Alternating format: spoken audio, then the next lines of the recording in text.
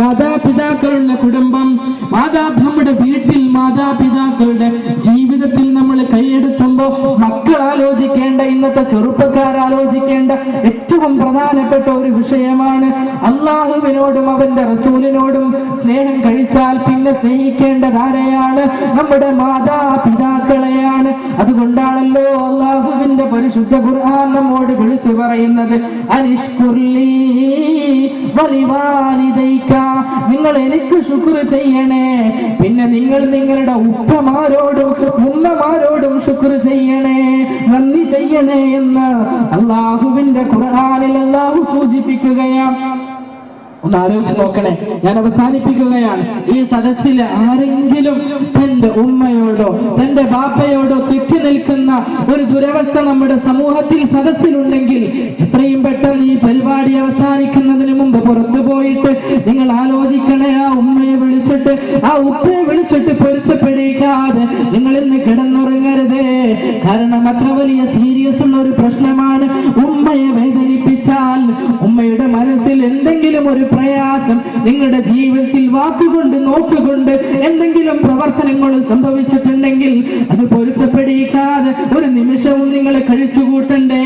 കാരണം അല്ലാഹുവിന് ഏറ്റവും ദേഷ്യമുള്ളതാണ് അനിഷ്കുർലി വലിവാലിദൈക. എത്രത്തോളം എന്നറിയുമോ? പ്രായമുള്ള വയസ്സായിട്ടുള്ള ഉമ്മയെയും ഉപ്പയെയും ഉപദ്രവിക്കുന്നവരെ കുറിച്ച് അല്ലാഹു പരിശുദ്ധ ഖുർആനിൽ വളരെ വ്യക്തമായി നമുക്ക് പഠിപ്പിച്ചു തരുന്നുണ്ട്.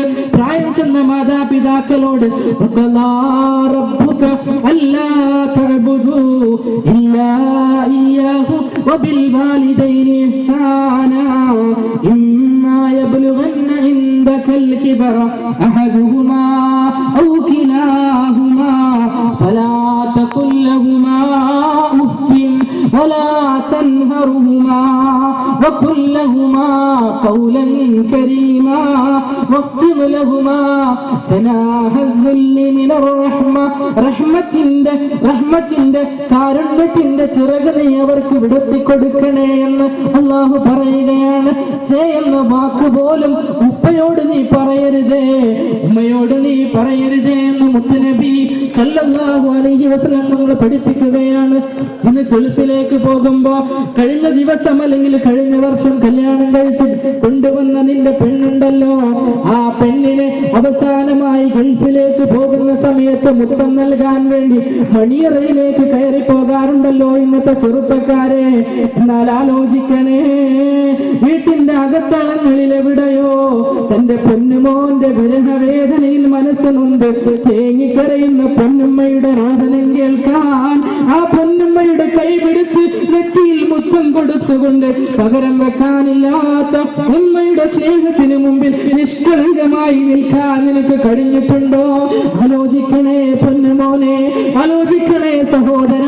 ഇന്നത്തെ ചെറുപ്പക്കാർക്ക് സംഭവിക്കുന്ന ഏറ്റവും വലിയ ദുരന്തമാണ് ഉമ്മയെ മറത്ത് പെണ്ണിനെ ജീവിതത്തിൽ കൊണ്ടു നടക്കുന്ന ദുരന്തം.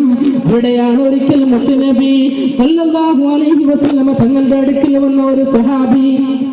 പലപ്പോഴും നമ്മൾ പറയാറുണ്ട്, ഉസ്താദിന്റെ അടുത്ത് വന്ന് പറയാറുള്ള പരാതിയാണെന്ന്, ഉമ്മ വല്ലാത്ത മോശം സ്വഭാവം കാണിക്കുന്നു ഉസ്താദേ, ഉമ്മാന്റെ സ്വഭാവം വല്ലാത്ത മോശമാണ് ഉസ്താദേ, ഉപ്പയുടെ സ്വഭാവം വല്ലാത്ത മോശമാണ് ഉസ്താദേ.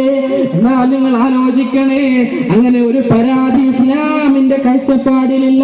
വാർദ്ധക്യമാകുമ്പോ അള്ളാഹു നൽകുന്ന പരീക്ഷണമാണ് ഉമ്മ, അള്ളാഹു നൽകുന്ന പരീക്ഷണമാണ് ഉപ്പ.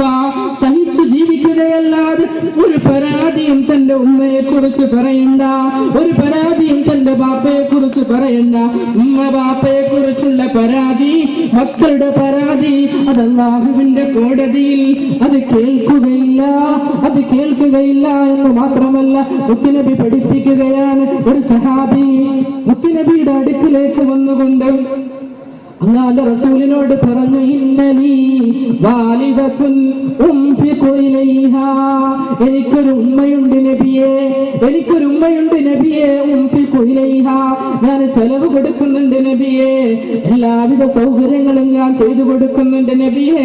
പക്ഷേ വഹിയ തുദീനി ബിലിസാനിഹാ, ആ ഉമ്മയുടെ നാവ് കൊണ്ട് എന്നെ വല്ലാതെ ഉപദ്രവിക്കുന്നു നബിയേ, ഇതിനൊരു പരിഹാരം തരുമോ നബിയേ?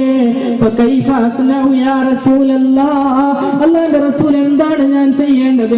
ഒരു പരിഹാരം പറഞ്ഞു തരുമോ നബിയെ എന്ന് പറഞ്ഞുകൊണ്ട് ഉമ്മയെ കുറിച്ച് പരാതി പറയാൻ വേണ്ടി വന്ന മുത്തുനബിയുടെ അടുക്കലേക്ക് വന്ന സഹാബിയോട് അള്ളാഹുവിന്റെ റസൂല് പറഞ്ഞ മറുപടി എല്ലാ പുരുഷന്മാരും എല്ലാ ചെറുക്കന്മാരും എല്ലാ ആണുങ്ങളും പെണ്ണുങ്ങളും കേൾക്കണേ.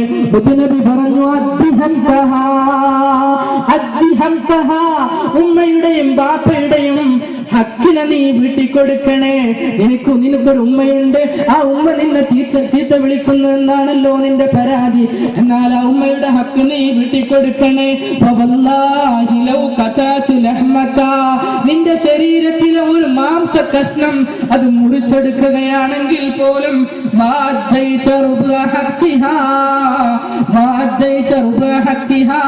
അവരുടെ ഉമ്മയോടുള്ള ഹക്കിന്റെ 4/1 ഭാഗം പോലും നീ വീട്ടിൽ കൊടുത്തിട്ടില്ല മോനെ. അതുകൊണ്ട് നീ നിന്റെ ഉമ്മയുടെ ഹക്ക് വീട്ടി കൊടുത്തിട്ട് വാ. അമാലിംത അന്നൽ ജന്നത തഹ്ത അഖ്ദാമിൽ ഉമ്മഹാത്. അറിയില്ലടോ നീ ഉമ്മയുടെ കാലിനടിയിലാണ് സ്വർഗമെന്ന കാര്യം നീ അറിയില്ലയോ? പിന്നെ എന്താണ് നീ നിന്റെ ഉമ്മ ഒരു ചീത്ത വിളിക്കുമ്പോഴേക്ക് ആ ഉമ്മയെ കുറിച്ച് പരാതി പറയാൻ എനിക്ക് എവിടുന്നാടോ ധൈര്യം വരുന്നത്?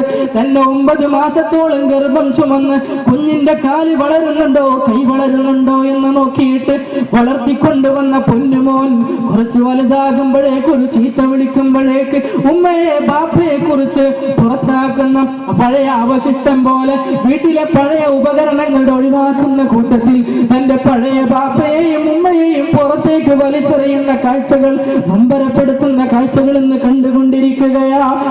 സഹാബി വാക്ക് കേട്ടപ്പോ അദ്ദേഹം വല്ലാതെ സ്തബ്ധനായി പോയി. നബിയുടെ വാക്ക് കേട്ടപ്പോ ഞാനിനി ഒന്നും തന്നെ എന്റെ ഉമ്മയെ കുറിച്ച് പറയൂല നബിയെ. ഞാൻ എന്റെ ഉമ്മയെ കുറിച്ച് ഒരു പരാതിയും ഇനി പറയൂല നബിയെ.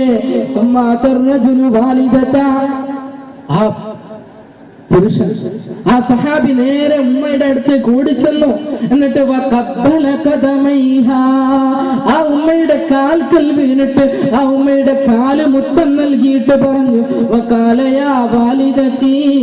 എന്റെ ഉമ്മ എന്റെ റസൂൽ എന്നോട് കൽപ്പിച്ചിരിക്കുന്നത് അങ്ങയുടെ പാദത്തിൽ ചുംബിക്കാനാണ്, അങ്ങയുടെ പാദത്തിലാണ് സ്വർഗമെന്ന് പഠിപ്പിച്ചിട്ടുണ്ട് നബി എന്ന് പറഞ്ഞുകൊണ്ട് ആ സഹാബി മുത്ത് ഉമ്മയുടെ കാൽക്കൽ വന്ന് വീഴുകൊണ്ട് കാലിൽ ചുംബിക്കുന്ന ഒരു സംഭവം റിപ്പോർട്ട് ചെയ്യപ്പെട്ടു. നമ്മൾ ആലോചിക്കേണ്ടത് ഇവിടെയാണ്. നമ്മൾ എത്രത്തോളം ഉമ്മയെയും ബാപ്പയെയും ശ്രദ്ധിക്കാറുണ്ട്? ഒരാലോചന, ഒരു പുനർവിചിന്തനം നമ്മുടെ ജീവിതത്തിൽ നമ്മൾ നടത്തണം. ഞാൻ അവസാനിപ്പിക്കുകയാണ്, സമയം ഒരുപാട് ദീർഘിച്ചിരിക്കുകയാണ്.